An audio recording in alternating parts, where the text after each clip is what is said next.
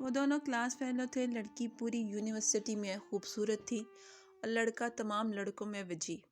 دونوں ایک دوسرے سے ٹکراتے رہے اور آخر میں محبت ہو گئی۔ معاملہ رومیو جولیٹ جیسا تھا۔ دونوں کے خاندان ایک دوسرے سے نفرت کرتے تھے۔ شادی مشکل تھی۔ دونوں باعزت گھرانوں کے سعادت مند بچے تھے۔ بھاگ کر بھی شادی نہیں کر سکتے تھے اور خاندان اپنے اپنے شملے نیچے لانے کے لیے تیار نہ تھا۔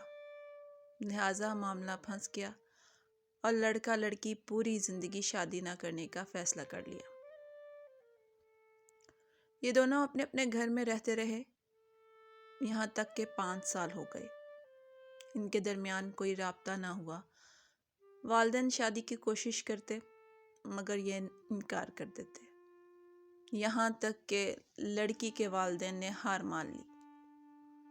لڑکی نے لڑکے کو فون کیا، لڑکے نے فون اٹھایا۔ لڑکی کی صرف ہیلو سنتے ہی اس نے کہا، مجھے بتاؤ میں بارات لے کر کب آؤں؟ دونوں کے والدین ملے، شادی ہوئی اور دونوں نے اپنا گھر آباد کر لیا۔ لڑکے نے کاروبار شروع کیا، اللہ تعالیٰ نے کرم کیا اور وہ خوشحال ہو گئے۔ یہ شادی 20 سال چلی۔ اس دوران 3 بچے ہو گئے۔ خاتون کو اپنے حسن، اپنی خوبصورتی پر بہت ناز تھا۔ وہ تھی بھی ناز کے قابل۔ وہ 45 سال اور 3 بچوں کی ماں ہونے کے باوجود جوان لگتی تھی۔ خاوند بھی روز اول کی طرح اس پر فریفتہ تھا۔ وہ روز جی بھر کر بیوی کی تعریف کرتا تھا، لیکن ایک دن وہ ہو گیا جو نہیں ہونا چاہیے تھا۔ خاتون کے جسم پر چھوٹی سی گلٹی نکلی اور یہ گلٹی پھیلتے پھیلتے ناسور بن گئی۔ ڈاکٹروں کو دکھایا، ٹیسٹ ہوئے، پتہ چلا خاتون جلد کے کینسر میں مبتلا ہے۔ خاوند صرف خاوند نہیں تھا، وہ اپنی بیوی کا ماہیوال تھا۔ وہ اپنی ران چیر کر بیوی کو کباب بنا کر کھلا سکتا تھا۔ وہ بیوی کو لے کر دنیا جہاں کے ڈاکٹروں کے پاس گیا، ایک کلینک سے دوسرے کلینک، ایک ڈاکٹر سے دوسرے ڈاکٹر اور ایک ملک سے دوسرے ملک۔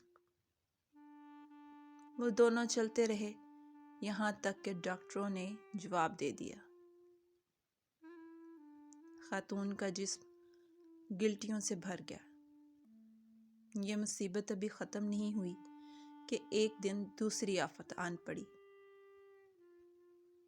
خاوند کی گاڑی ٹرک سے ٹکرائی اور وہ شدید زخمی ہو گیا۔ وہ ہسپتال پہنچا، پتہ چلا وہ بینائی کی نعمت سے محروم ہو چکا ہے۔ آپ اس کے بعد المیہ ملاحظہ کیجئے۔ شہر کا خوبصورت ترین جوڑا بدقسمتی سے جلد کے کینسر کی مرض اور خاوند اندھوں میں سے ایک۔ لوگ انہیں دیکھتے تھے تو کانوں کا ہاتھ لگاتے تھے، لیکن یہ دونوں اس کے باوجود مطمئن تھے۔ یہ روز صبح باغ میں واک کرنے کے لیے جاتے، سینما بھی جاتے تھے اور ریسٹورنٹ میں کھانا کھانے بھی جاتے تھے۔ بیوی خاوند کا ہاتھ پکڑ کر ساتھ ساتھ چلتی تھی اور اسے گائیڈ کرتی تھی، اور خاوند بیوی کی گائیڈنس پر چلتا جاتا تھا۔ یہ سلسلہ بھی کئی ماہ تک چلتا رہا، لیکن پھر بیوی نے خاوند سے ایک عجیب مطالبہ کر دیا۔ وہ اکیلی سوئٹزرلینڈ جانا چاہتی تھی۔ خاوند نے وجہ پوچھی، بیوی کا کہنا تھا وہ 10-15 دن اکیلی رہنا چاہتی ہے۔ خاوند نے اس کے ساتھ جانے کی ضد کی، لیکن وہ نہ مانی۔ اصرار اور انکار بڑھتا رہا، یہاں تک کہ آخر میں وہی ہوا جو ایسے معاملات میں ہوتا ہے۔ خاوند نے بیوی کو جانے کی اجازت دے دی۔ بیوی سوئٹزرلینڈ چلی گئی۔ خاوند نے وہ 10 دن بڑی مشکل سے گزارے۔ وہ شادی کے 20 برسوں میں ایک دن کے لیے بھی اکیلے نہیں ہوئے تھے۔ یہ ان کی جدائی کے پہلے 10 دن تھے۔ یہ 10 دن پہاڑ تھے۔ خاوند اس پہاڑ تلے سسکتا رہا۔ 10 دن بعد بیوی نے آنا تھا۔ خاوند ایئرپورٹ پہنچا لیکن بیوی نہ آئی۔ خاوند کو دنیا لٹتی ہوئی محسوس ہوئی۔ وہ سارا دن بیوی کو فون کرتا رہا، بیوی سے رابطہ نہ ہوا۔ لیکن شام کو بیوی کا خط آ گیا۔ وہ خط ان کے بیٹے نے پڑھا۔ وہ خط صرف خط نہیں تھا، وہ ایک تحریری قیامت تھی، اور پورا خاندان اس تحریری قیامت کا شکار ہوتا چلا گیا۔ میں اس قیامت کی طرف آنے سے قبل آپ کو دنیا کی ایک خوفناک لیکن دلچسپ حقیقت بتاتی چلوں۔ دنیا میں ایسے بے شمار سینٹرز ہیں جہاں آپ اپنی مرضی سے مر سکتے ہیں۔ یہ سینٹرز لا علاج مریضوں کے لیے بنائے گئے ہیں۔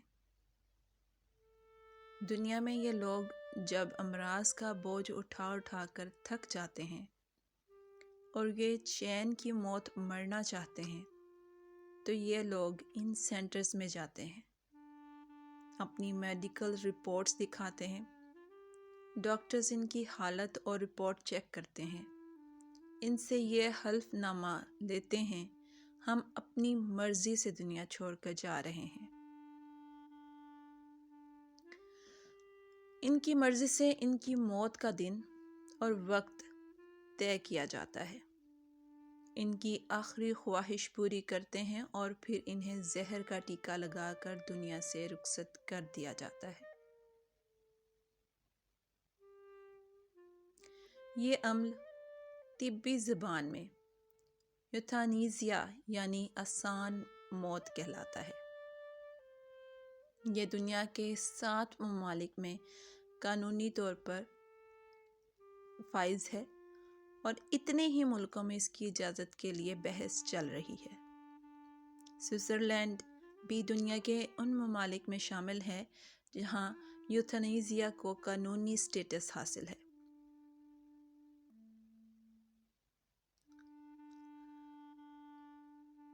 زیورخ شہر میں یوتھانیزیا کا سینٹر بنا ہے۔ یہ سینٹر انتہائی خوبصورت جگہ پر قائم ہے۔ سینٹر کے کمرے پہاڑوں، آبشاروں اور جھیلوں کے کنارے بنائے گئے ہیں۔ مریض بیڈ پر لیٹ کر زندگی کی آخری صبحیں اور شامیں دیکھتے ہیں اور آخر میں مہربان ڈاکٹروں اور نرسوں کے ہاتھوں میں زندگی کی سرحد پار کر جاتے ہیں۔ وہ خاتون بھی یوتھانیزیا کے لیے سوئٹزرلینڈ گئی تھی۔ وہ کینسر کا دکھ برداشت نہیں کر پا رہی تھی، چنانچہ اس نے آسان موت لینے کا فیصلہ کیا۔ زیورخ گئی، زندگی کے آخری 10 دن گزارے اور عین اس وقت اپنے لیے موت کا تعین کیا جب اس کی فلائٹ نے وطن کی مٹی کو چھونا تھا۔ ادھر فلائٹ اتری اور ادھر وہ زندگی کی سرحد پار کر گئی۔ خاتون کا آخری خط بیٹے کے ہاتھ میں تھا اور وہ سسکیاں لے لے کر خط پڑھ رہا تھا، اور خاوند سر جھکا کر اپنی بیگم کا ایک ایک لفظ سن رہا تھا۔ بیوی نے اپنی پوری زندگی کا احاطہ کیا۔ اس نے بتایا وہ جب پہلی بار یونیورسٹی میں ملے تھے تو اس نے کیا محسوس کیا تھا، وہ یونیورسٹی میں لڑتی کیوں تھی اور وہ کون سا دن تھا جب لڑتے لڑتے اسے اس سے محبت ہو گئی۔ اس نے فراق کے وہ 5 سال کیسے گزارے تھے اور اس نے شادی کے بعد اپنے بچوں کو ملازموں کے رحم و کرم پر کیوں چھوڑے رکھا تھا۔ وہ اپنی محبت کو تقسیم نہیں کر سکتی تھی۔ میں تمہارا حصہ اپنے بچوں کو بھی نہیں دے سکتی۔ اس نے 20 سال کی ازدواجی زندگی کس مسرت اور سرشاری میں گزاری، اور پھر جب اسے پہلی گلٹی نکلی تو اس نے کیا محسوس کیا۔ وہ خود کو روز بروز بدصورت ہوتا ہوا دیکھتی تھی تو اس کے دل پر کیا گزرتی تھی۔ وہ قدرت کا یہ فیصلہ بھی سہتی چلی گئی، لیکن بہت عجیب واقعہ ہوا۔ آپ نے پہلے بچے بورڈنگ اسکول میں بھیج دیے، پھر میں جانتی تھی آپ نے یہ فیصلہ کیوں لیا۔ آپ نہیں چاہتے تھے میرے بچے مجھے اس حالت میں دیکھیں اور پھر میں ان کی آنکھوں میں اپنے لیے ترس دیکھوں۔ پھر آپ ملازموں کو رشوت دیتے تھے اور وہ روزانہ کوئی نہ کوئی شیشہ توڑ دیتے تھے۔ میں آپ سے شیشے لگوانے کا کہتی تھی، آپ ہنس کر ٹال جاتے تھے۔ یوں آہستہ آہستہ گھر سے سارے آئینے غائب ہو گئے۔ آپ نہیں چاہتے تھے میں اپنی آنکھوں سے اپنی بدصورتی دیکھوں۔ بات اگر یہاں تک رہتی تو بھی میں برداشت کر جاتی، لیکن آپ نے آخر میں عجیب کام کیا۔ آپ نے ایکسیڈنٹ کیا اور خود کو اندھا ڈکلیئر کر دیا۔ میں جانتی ہوں آپ کی آنکھیں ٹھیک ہیں۔ آپ مسلسل 6 ماہ سے اندھے پن کی ایکٹنگ کر رہے ہیں، اور میں یہ بھی جانتی ہوں آپ نے ایسا کیوں کیا۔ آپ نہیں چاہتے تھے میرے دل میں ایک لمحے کے لیے بھی یہ خیال آئے کہ میں آپ کو بدصورت دکھائی دے رہی ہوں، یا میں آپ کی آنکھوں میں اپنی بدصورتی کو پڑھ لوں۔ چنانچہ آپ نے اندھے پن کا مظاہرہ کیا۔ آپ کا یہ مصنوعی اندھا پن محبت کی انتہا تھا۔ میں یہ انتہا برداشت نہیں کر سکی، چنانچہ میں اس دنیا سے رخصت ہونے کا فیصلہ کر چکی ہوں۔ میں دنیا سے جا رہی ہوں۔ آپ اب پلیز اندھے پن کی یہ ایکٹنگ بند کر دیں۔ یہ خط پکڑیں اور خود پڑھنا شروع کر دیں۔ یہاں پہنچ کر بیٹے کے منہ سے چیخ نکل گئی۔